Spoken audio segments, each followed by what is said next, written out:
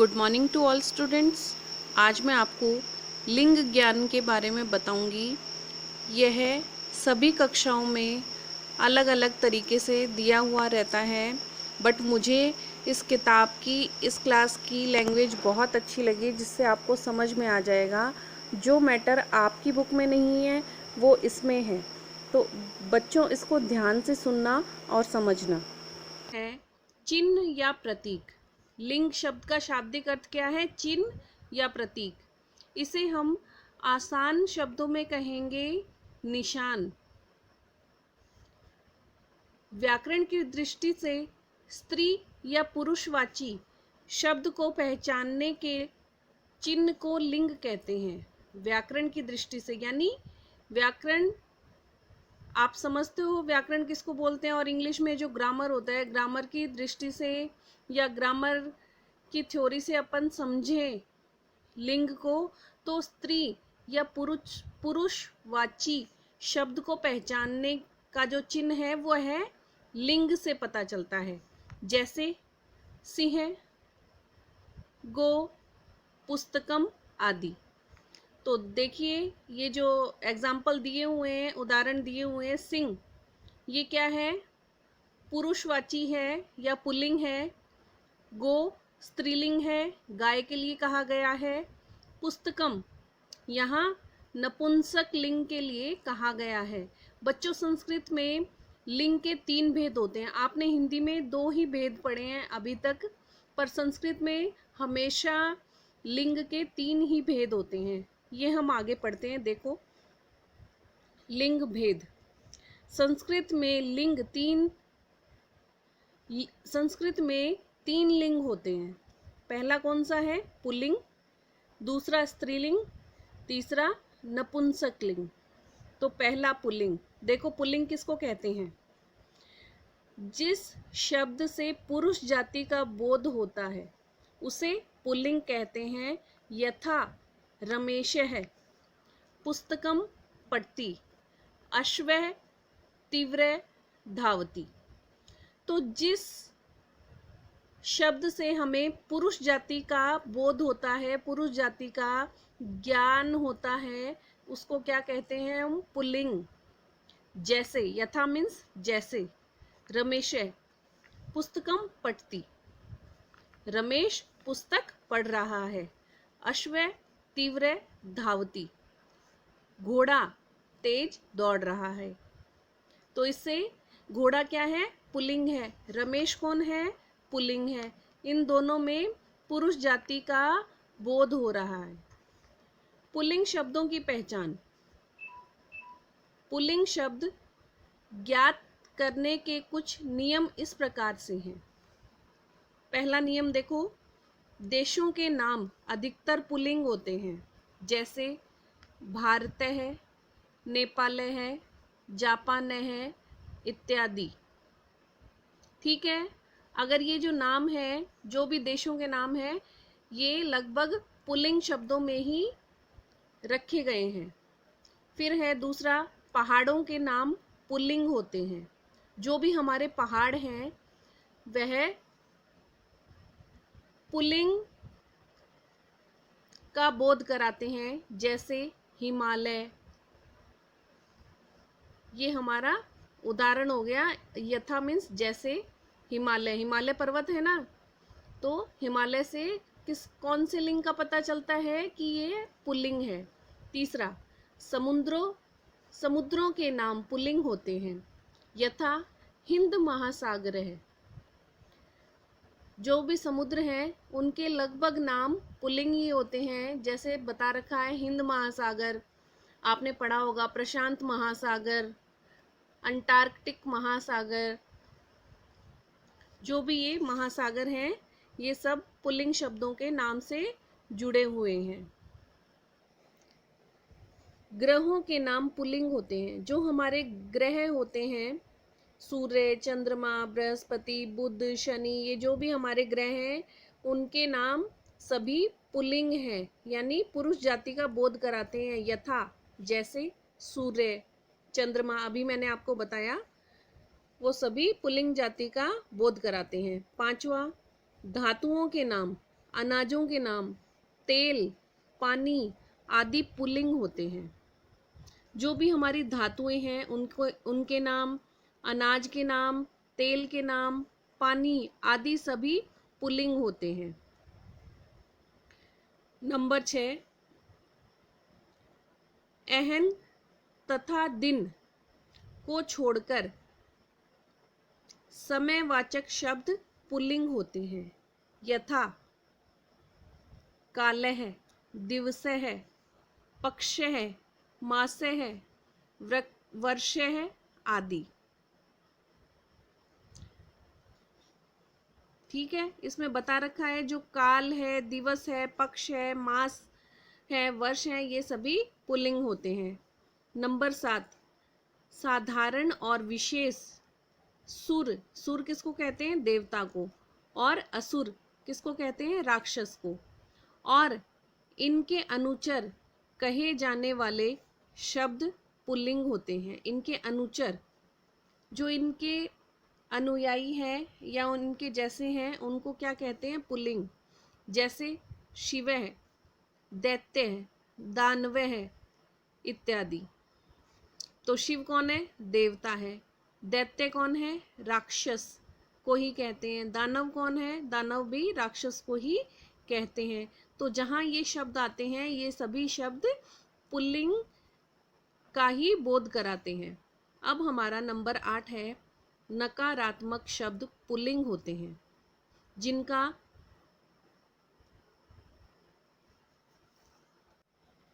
अर्थ इन शब्दों से है, जैसे राजन, आत्मन, पितरन आदि। अब है नंबर 9, इमन प्रत्यांत शब्द पुल्लिंग होते हैं, जैसे गरिमा, लघिमा आदि। इमन क्या है?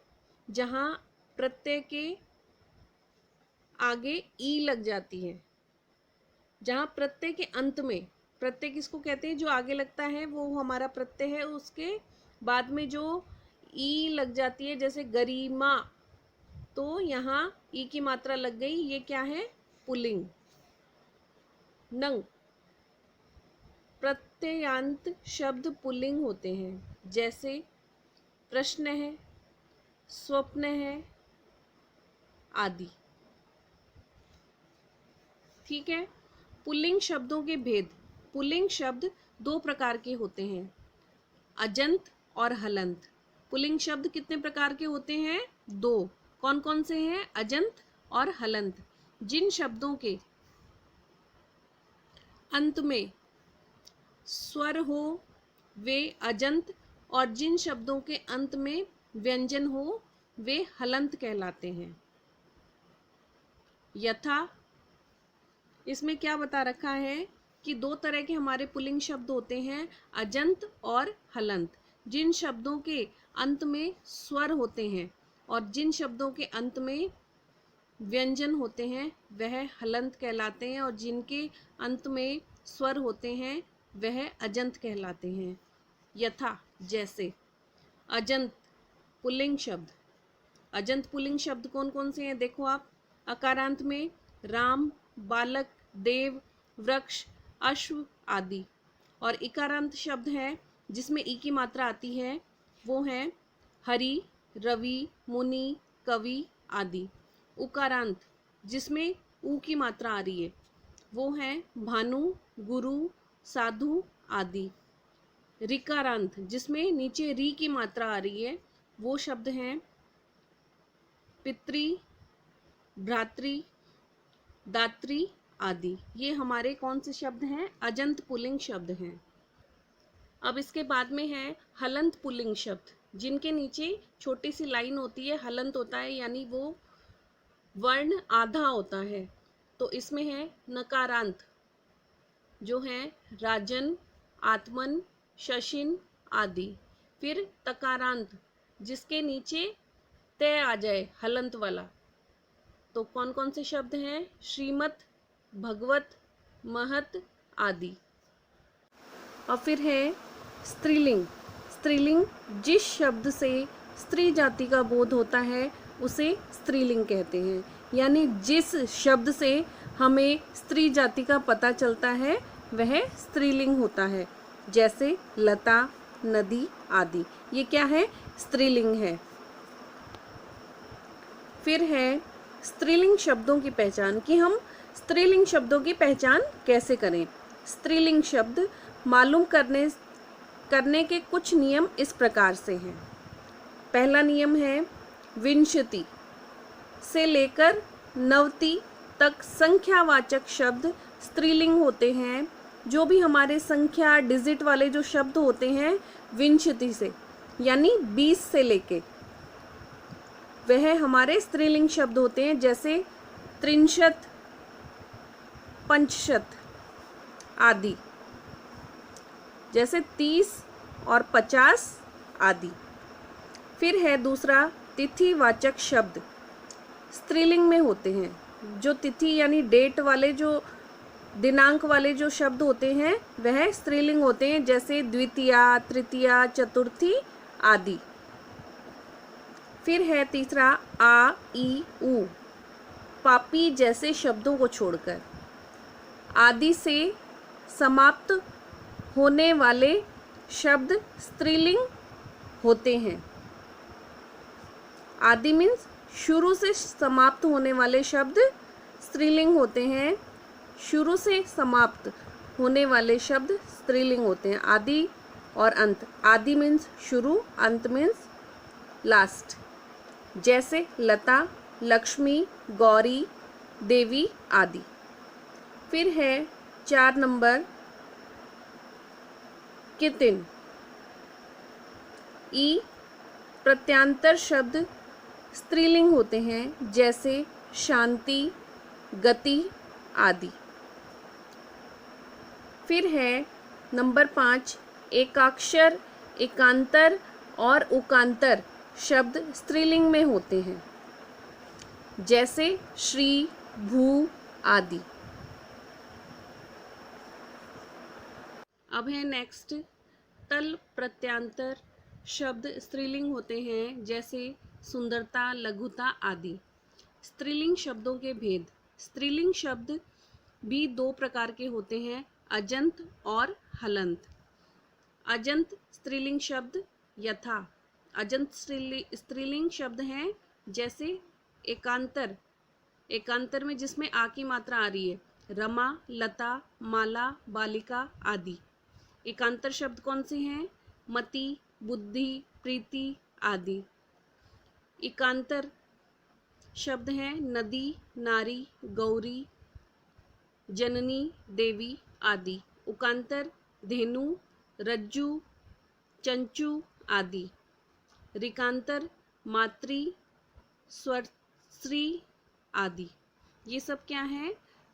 अजंत स्त्रीलिंग शब्द हैं। फिर है नपुंसकलिंग। जो शब्द न पुरुष है और न ही स्त्रीवाचक है, ना पुरुषवाचक है और ना ही स्त्रीवाचक है, वे नपुंसक शब्द, नपुंसकलिंग शब्द हैं। जैसे फलम, पुष्पम, पुस्तकम आदि। तो फल क्या है? ना तो पुरुष है ना स्त्री है, तो ये क्या है? नपुंसकलिंग। पुष्प भी, पुष्प किसको कहा गया है? फूल को, तो ये भी ना तो पुरुष है ना स्त्री है। पुस्तकम किताब, यह भी ना तो पुरुष है और ना ही स्त्री, इसलिए ये नपुंसक लिंग है। भेद, नपुंसक लिंग शब्द भी 2 प्रकार के होते हैं, अजंत और हलंत। तो बच्चों ये देख सकते हो आप, अजंत नपुंसक लिंग शब्द हैं जैसे अकारांत में फल, पुष्प, पुस्तक, वन, पत्र आदि। इकारांत दधि, वारी, अक्षी आदि।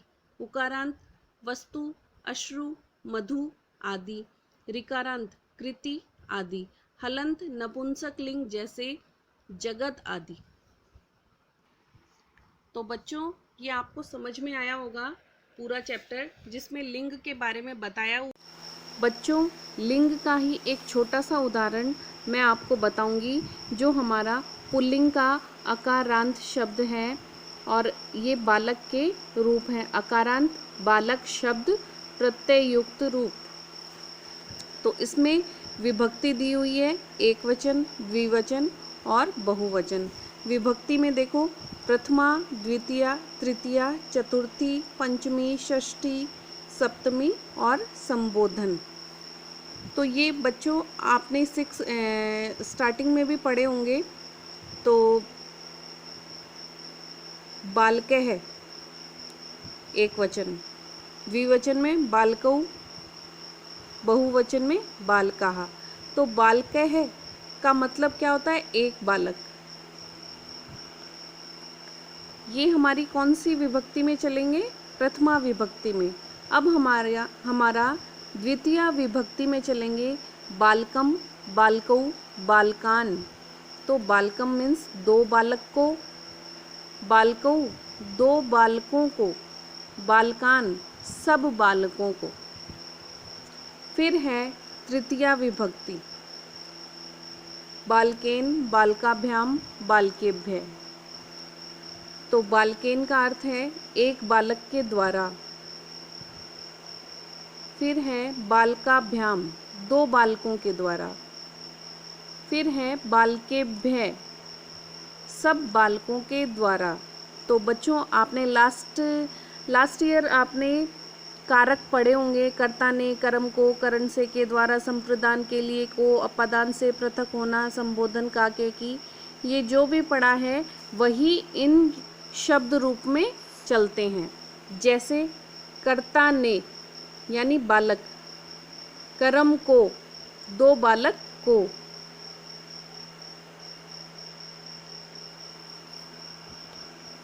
करण से के द्वारा तो एक बालक के द्वारा,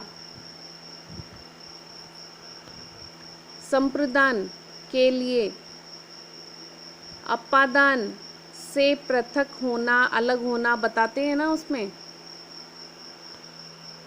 अधिकरण में पर तो यहाँ पर आ गया, संबोधन हे, अरे जो भी है तो ये कारक के रूप के हिसाब से ही चलते हैं। अगर जिसको कारक याद हो गए तो उनको इन शब्द रूप में कहीं पे भी कोई प्रॉब्लम नहीं आएगी।